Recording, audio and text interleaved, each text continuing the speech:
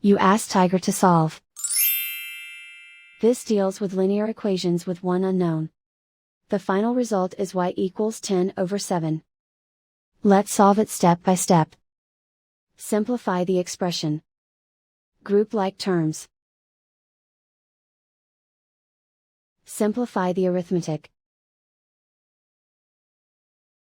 Group all constants on the right side of the equation. Add 10 to both sides. Simplify the arithmetic.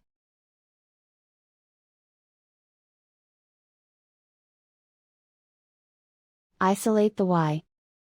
Divide both sides by 7. Simplify the fraction. And so the final result is y equals 10/7.